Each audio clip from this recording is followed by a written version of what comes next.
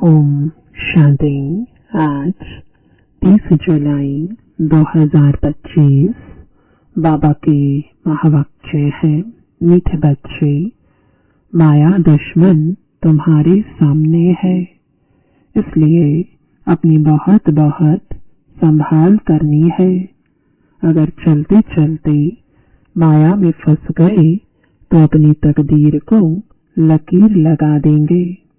प्रश्न है, तुम राजयोगी बच्चों का मुख्य कर्तव्य क्या है? उत्तर है, पढ़ना और पढ़ाना। यही तुम्हारा मुख्य कर्तव्य है। तुम हो ईश्वरीय मत पर। तुम्हें कोई जंगल में नहीं जाना है। घर गृहस्थ में रहते शांति में बैठ बाप को याद करना है। अल्फ और बे, इन्हीं दो शब्दों में तुम्हारी सारी पढ़ाई आ जाती है। ओम शांति। बाप भी ब्रह्मा द्वारा कह सकते हैं कि बच्चों गुड मॉर्निंग, परंतु फिर बच्चों को भी रिस्पॉन्ड देना पड़े। यहाँ है ही बाप और बच्चों का कनेक्शन। नए जो है, जब तक पक्के हो जाएं, कुछ न कुछ पूछते रहेंगे। यह तो पढ़ाई है। भगवानुवाच भी लिखा है, भगवान है निराकार। यह बाबा अच्छी रीति पक्का कराते हैं, किसको भी समझाने के लिए, क्योंकि उस तरफ है माया का जोर। यहाँ तो वह बात नहीं है। बाप तो समझते हैं, जिन्होंने कल्प पहले वर्षा लिया है वह आप ही आ जाएंगे। ऐसे नहीं कि फलाना चला ना जाए, इनको पकड़े, चला जाए तो चला जाए। यहाँ तो जीते जी मरने की बात है। बाप एडॉप्ट करते हैं। एडॉप्ट किया ही जाता है कुछ वर्षा देने के लिए। बच्चे माँ बाप के पास आते ही हैं वर्षे की लालच पर। साहूकार का बच्चा कभी गरीब के पास एडॉप्ट होगा क्या? इतना धन दौलत आदि तब छोड़ कैसे जाएंगे? एडॉप्ट करते हैं साहूकार। अभी तुम जानते हो बाबा हमको स्वर्ग की बादशाही देते हैं, क्यों ना उनका बनेंगे। हर एक बात में लालच तो रहती है। जितना बहुत पढ़ेंगे उतनी बड़ी लालच होगी। तुम भी जानते हो बाप ने हमको एडॉप्ट किया है बेहद का वर्षा देने। बाप भी कहते हैं तुम सबको हम फिर से 5000 वर्ष पहले मौफिक एडॉप्ट करते हैं। तुम भी कहते हो बाबा हम आपके हैं। 5000 वर्ष पहले भी आपके बने थे। तुम प्रैक्टिकल में कितने ब्रह्मा कुमार कुमारियां हो। प्रजापिता भी तो नामी ग्रामी है। जब तक शूद्र से ब्राह्मण न बने तो देवता बन ना सके। तुम बच्चों की बुद्धि में अब यह चक्र फिरता रहता है। हम शूद्र थे, अभी ब्राह्मण बने हैं, फिर देवता बनना है। सतयुग में हम राज्य करेंगे। तो इस पुरानी दुनिया का विनाश जरूर होना है। पूरा निश्चय नहीं बैठता है तो फिर चले जाते हैं। कई कच्चे हैं जो गिर जाते हैं। यह भी ड्रामा में नोंद है। माया दुश्मन सामने खड़ी है तो वह अपनी तरफ खींच लेती है। बाप घड़ी घड़ी पक्का कराते हैं माया में फंस नहीं पड़ना, नहीं तो अपनी तकदीर को लकीर लगा देंगे। बाप ही पूछ सकते हैं कि आगे कब मिले हो, और कोई को पूछने का अक्ल आएगा ही नहीं। बाप कहते हैं मुझे भी फिर से गीता सुनाने आना पड़े। आकर रावण की जेल से छुड़ाना पड़े। बेहद का बाप बेहद की बात समझाते हैं। अभी रावण का राज्य है, पतित राज्य है, जो आधा कल्प से शुरू हुआ है। रावण को 10 शीश दिखाते हैं, विष्णु को 4 भुजा दिखाते हैं। ऐसे कोई मनुष्य होता नहीं। यह तो प्रवृत्ति मार्ग दिखाया जाता है। यह है एम ऑब्जेक्ट, विष्णु द्वारा पालना। विष्णुपुरी को कृष्णपुरी भी कहते हैं। श्री कृष्ण को तो 2 बाहें ही दिखाएंगे ना। मनुष्य तो कुछ भी समझते नहीं है। बाप हर एक बात समझाते हैं। वह सब है भक्ति मार्ग। अभी तुमको ज्ञान है। तुम्हारी एम ऑब्जेक्ट ही है नर से नारायण बनने की। यह गीता पाठशाला है ही जीवन मुक्ति प्राप्त करने के लिए। ब्राह्मण तो जरूर चाहिए। यह है रुद्र ज्ञान यज्ञ। शिव को रुद्र भी कहते हैं। अब बाप पूछते हैं, ज्ञान यज्ञ कृष्ण का है या शिव का है? शिव को परमात्मा ही कहते हैं, शंकर को देवता कहते हैं। उन्होंने फिर शिव और शंकर को इकट्ठा कर दिया है। अब बाप कहते हैं, हमने इनमें प्रवेश किया है। तुम बच्चे कहते हो बाप दादा, वह कहते हैं शिव शंकर। ज्ञान सागर तो है ही एक।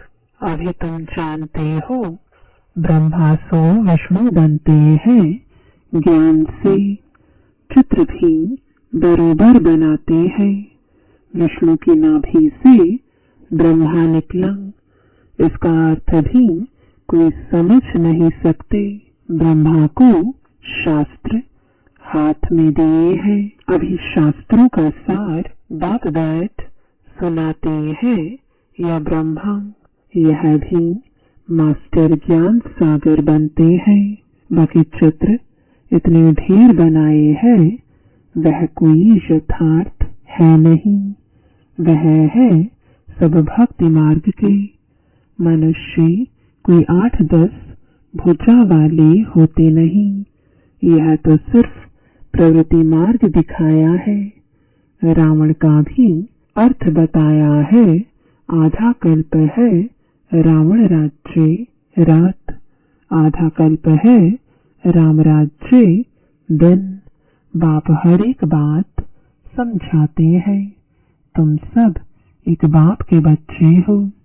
बाप ब्रह्मा द्वारा विष्णुपुरी की स्थापना करते हैं और तुमको राजयोग सिखाते हैं। जरूर संगम पर ही राजयोग सिखाएंगे। द्वापर में गीता सुनाई, यह तो रोंग हो जाता है।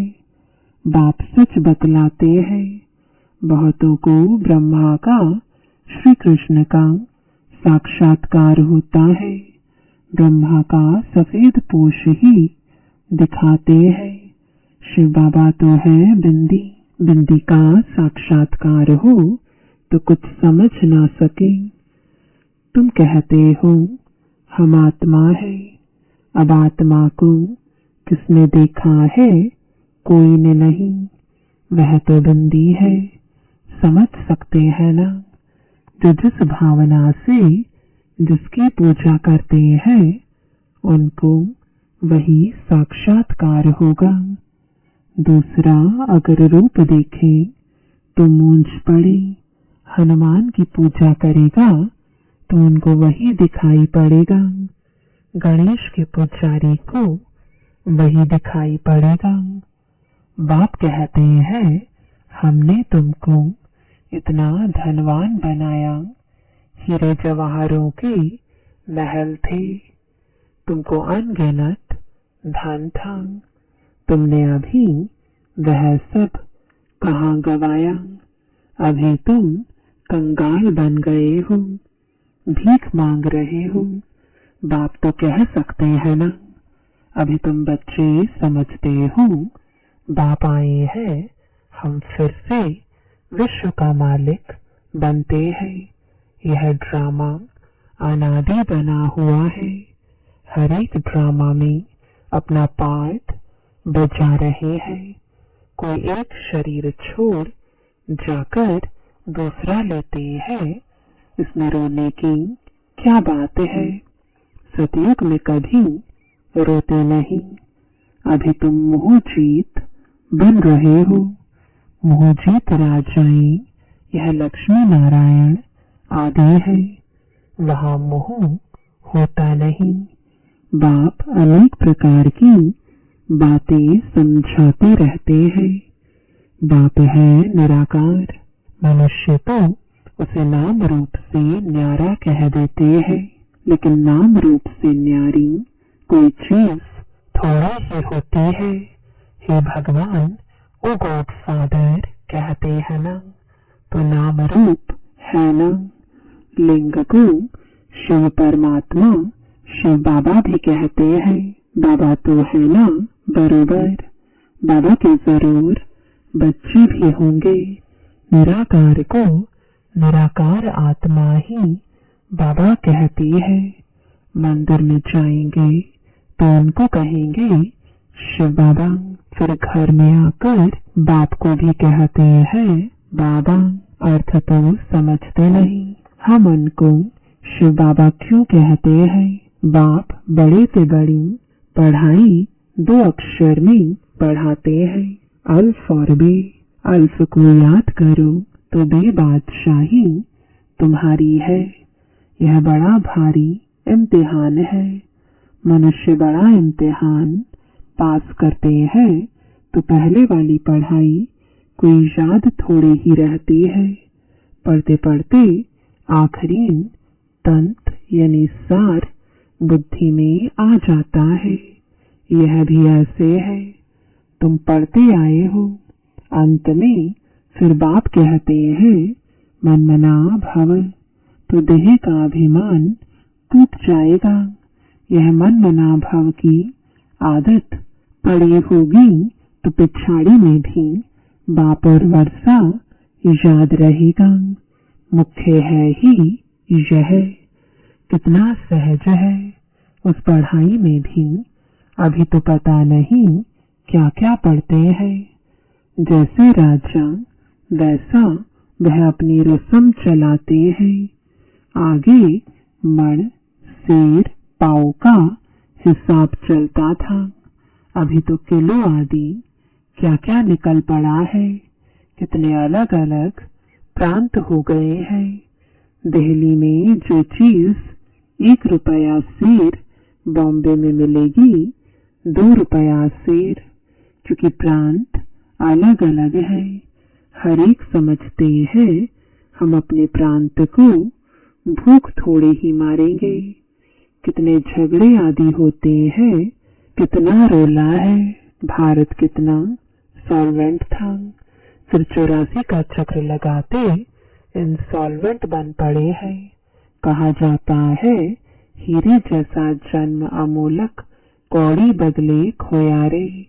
बाप कहते हैं तुम कौड़ियों की पिछाड़ी क्यों मरते हो? अब तो बाप से वर्षा लो, पावन बनो। बुलाते भी हो हे पतित पावन, आओ पावन बनाओ। तो इससे सिद्ध है पावन थे अब नहीं है, अभी है ही कलयुग। बाप कहते हैं मैं पावन दुनिया बनाऊंगा तो पतित दुनिया का जरूर विनाश होगा। इसलिए ही यह महाभारत लड़ाई है जो इस रुद्र ज्ञान यज्ञ से प्रज्वलित हुई है। ड्रामा में तो यह विनाश होने की भी नोंद है। पहले पहले तो बाबा को साक्षात्कार हुआ। देखो इतनी बड़ी राजाई मिलती है तो जरूर खुशी होने लगी। फिर विनाश का साक्षात्कार भी कराया। मनमना भव, मध्याजी भव, यह गीता के अक्षर है। कोई कोई अक्षर गीता के ठीक है। बाप भी कहते हैं तुमको यह ज्ञान सुनाता हूँ, यह फिर प्राय लोप हो जाता है। कोई को भी पता नहीं है कि लक्ष्मी नारायण का राज्य था तो और कोई धर्म नहीं था। उस समय जनसंख्या कितनी थोड़ी होगी, अब कितनी है। तो यह चेंज होनी चाहिए, जरूर विनाश भी चाहिए। महाभारत लड़ाई भी है, जरूर भगवान भी होगा। शिव जयंती मनाते हैं तो शिव बाबा ने क्या आकर किया वह भी नहीं जानते हैं। अब बाप समझाते हैं गीता से श्री कृष्ण की आत्मा को राजाई मिली। माता पिता कहेंगे गीता को, जिससे तुम फिर देवता बनते हो। गीता के ज्ञान से राजयोग सीख श्री कृष्ण यह बना।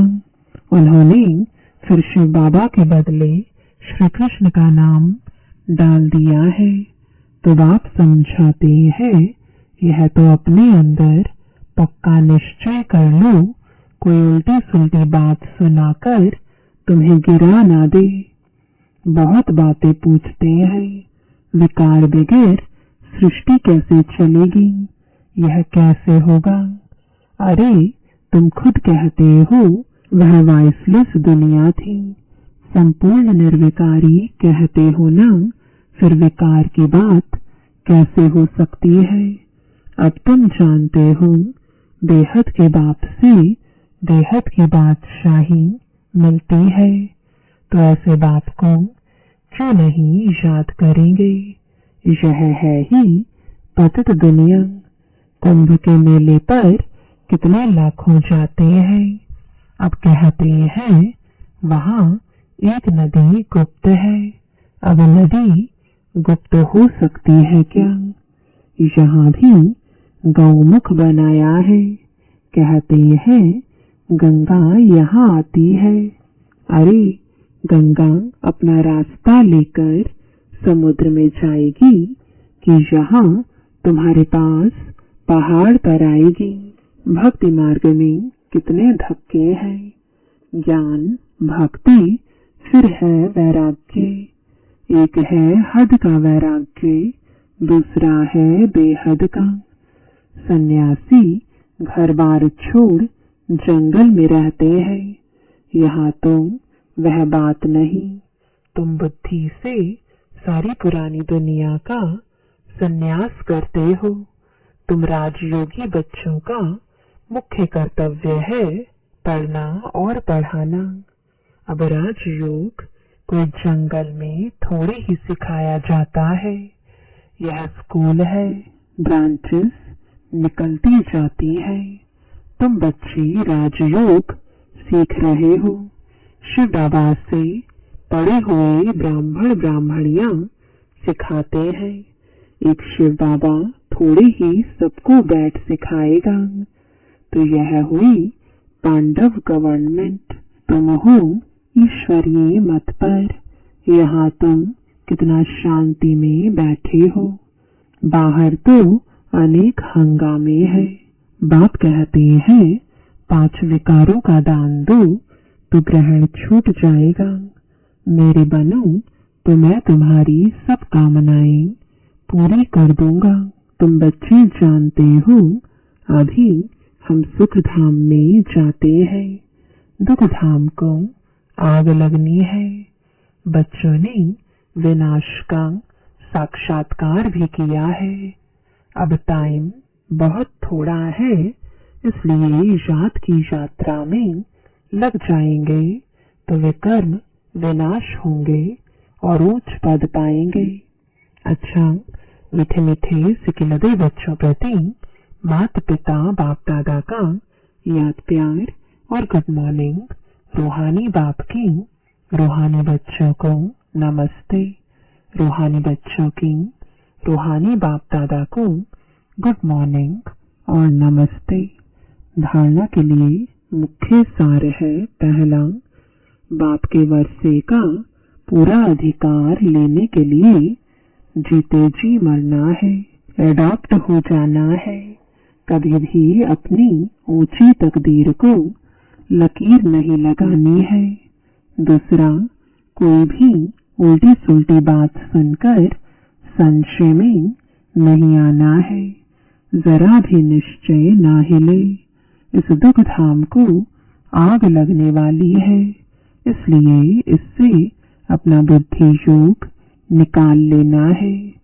वरदान है विशेषता रूपी संजीवनी बूटी द्वारा मूर्छित को सुरजीत करने वाले विशेष आत्मा भव।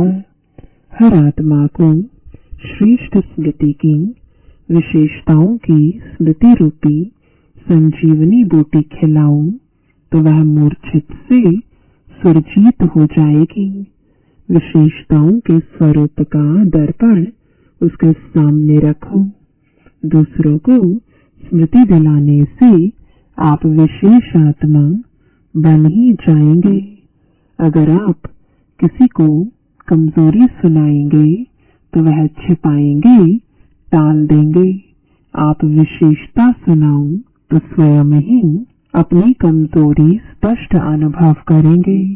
इसी संजीवनी बूटी से मूर्छित को सुरजीत कर उड़ते चलो और उड़ाते चलो। स्लोगन है नाम मान शान व साधनों का संकल्प में भी त्याग ही महान त्याग है। आज का अव्यक्त इशारा संकल्पों की शक्ति जमा कर श्रेष्ठ सेवा के निमित्त बनो। निमित्त बने हुए बच्चों को विशेष अपने हर संकल्प के ऊपर अटेंशन देना चाहिए। जब आप निर्विकल्प निर्व्यर्थ संकल्प रहेंगे तब बुद्धि ठीक निर्णय करेगी। निर्णय ठीक है तो निवारण भी सहज कर लेंगे। निवारण करने के बजाय अगर आप ही कारण कारण कहेंगे तो आपके पीछे वाले भी हर बात में कारण बताते रहेंगे। ओम शांति।